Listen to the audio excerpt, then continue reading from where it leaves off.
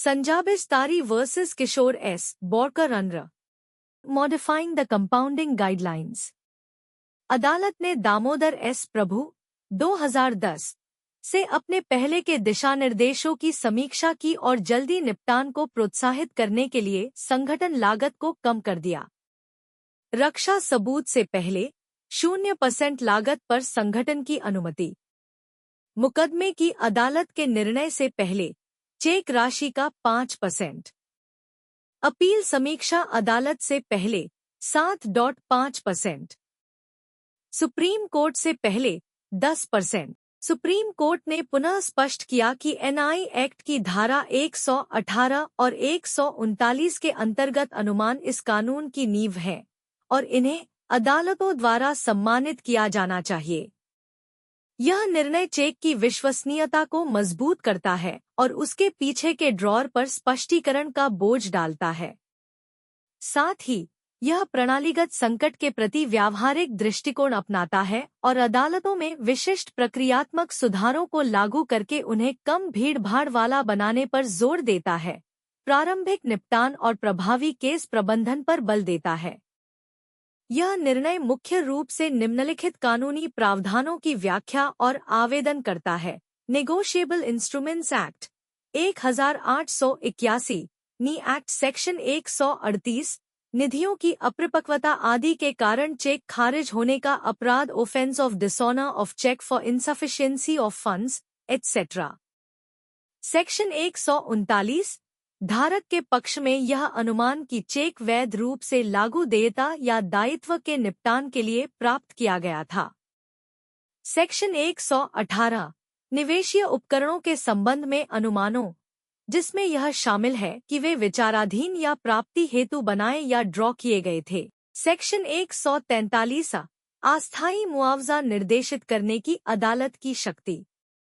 Section 147, अधिनियम के अंतर्गत अपराधों को योग्यतापूर्वक निपटाया जा सकता है।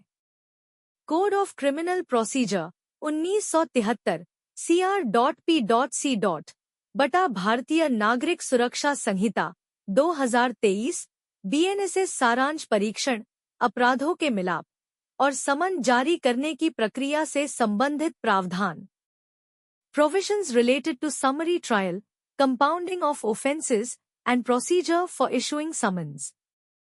आयकर अधिनियम 1961, धारा 269 SS, कुछ ऋणों, जमा राशियों और निर्दिष्ट राशियों को लेने या स्वीकार करने का तरीका।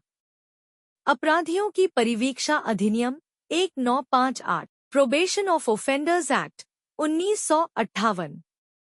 Basic judgement details. यह निर्णय दो प्रमुख उद्देश्यों की पूर्ति करता है। पहला, नी अधिनियम के तहत अनुमानों पर कानून और संशोधन अधिकार क्षेत्र की सीमाओं को स्पष्ट करना, और दूसरा, धनजाल खाता, चेक अस्वीकरण के मामलों के विशाल बकाया को संबोधित करना और उनके त्वरित निपटान के लिए व्यापक, दूरदर्शी मार्गदर्शिकाएं जारी करना।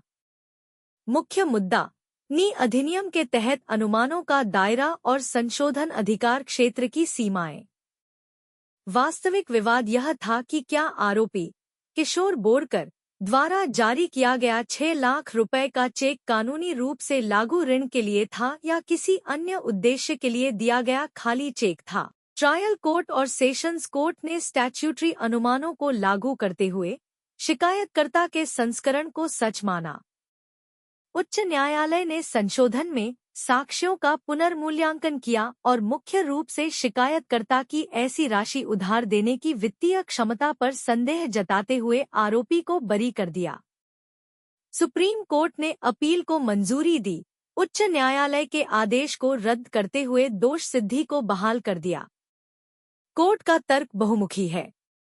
एनआई एक्ट की धारा 118 और 139 के तहत अनुमानों की अनिवार्यता को मजबूत करना कोर्ट ने उन अदालतों को कड़ा संदेश दिया जो वैधानिक अनुमानों को कमजोर करती हैं। कोर्ट ने कहा कि एक बार जब चेक के निष्पादन अर्थात हस्ताक्षर को स्वीकार कर लिया जाता है तो एनआई एक्ट की धारा 118 और 139 एक अनिवार्य अनुमान लगाती है कि चेक मूल्यवान विचार के लिए जारी किया गया था और इसे कानूनी रूप से प्रवर्तनीय ऋण का निपटान करने के लिए जारी किया गया था।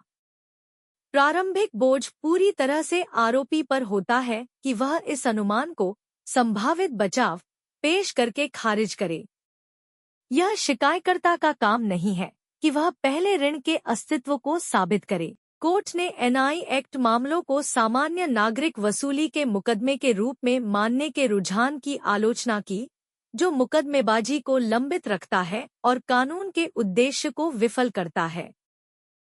यह स्पष्ट करना कि आयकर अधिनियम धारा 269 एसएस का उल्लंघन ऋण को अमान्य नहीं बनाता है। सुप्रीम कोर्ट ने स्पष्ट रूप से केरल उच्च न्यायालय द्वारा पीसी हरि बनाम शाइन वर्गीज मामले में लिया गया दृष्टिकोण खारिज कर दिया। इसने कहा कि आयकर अधिनियम की धारा 269 एसएस का उल्लंघन करते हुए 20,000 रुपए से अधिक नकद लेनदेन करने पर उस अधिनियम के तहत दंड लग सकता है, लेकिन यह ऋण को अवैध या कानूनी रूप से प्रवर्तनीय नहीं बनाता, जिसका उद्देश्य एनआई अधिनियम की धारा 138 है।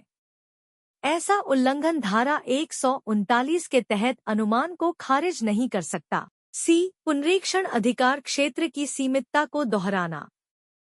अदालत ने इस बात पर जोर दिया कि एक पुनरीक्षणीय अदालत, जैसे उच्च न्यायालय, साक्ष्यों की पुनः सराहना नहीं कर सकती या निचली अदालतों द्वारा दर्ज किए गए तथ्यों के समवर्ती निष्कर्षों में हस्तक्षेप नहीं कर सकती, जब तक कि निष्कर्ष विकृत न हो या उनमें अधिकार क्षेत्र की त्रुटि न हो। चूंकि ट्रायल कोर्ट और सेशंस कोर्ट ने साक्ष्यों का बारीकी से मूल्यांकन किया और अभियुक्त के बचाव की ऋण प्राप्त करने के लिए एक खाली चेक दिया गया था, को अविश्वसनीय और मजाकिया पाया, इसलिए उच्च न्यायालय ने अपने विचार को बदलकर अपनी अधिकार सीमा से अधिक कार्य किया।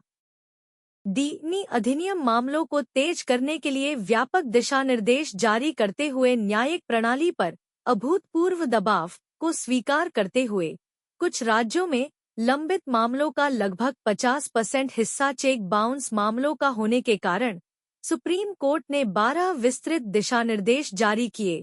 अनुच्छेद 36 एल। ये दिशानिर्देश प्रक्रिया के हर चरण के लिए हैं। समन की सेवा, शिकायतकर्ता द्वारा प्रत्यक्ष, दस्ती सेवा और हलफनामे में दी गई जानकारी के आधार पर इलेक्ट्रॉनिक माध्यमों, ईमेल, व्हाट्सएप का उपयोग अनिवार्य करता है। प्रारंभिक निपटान, ऑनलाइन भुगतान सुविधाओं, क्यूआर कोड यूपीआई लिंक का निर्माण निर्देशित करता है जो अदालत के खातों से जुड़ी हों, जिससे आरोपी व्यक्ति प्रारंभ में ही चेक राशि का भुगतान कर सके और समझौता करने का आवेदन कर सके। मानकीकरण, प्रत्येक शिकायत में प्रमुख विवरणों के आसान संदर्भ के लिए एक मानकीकृत सारांश शामिल करने की आवश्यकता होती है। कोर्ट में कार्यवाही, पूर्व सूचना समन को समाप्त करता है।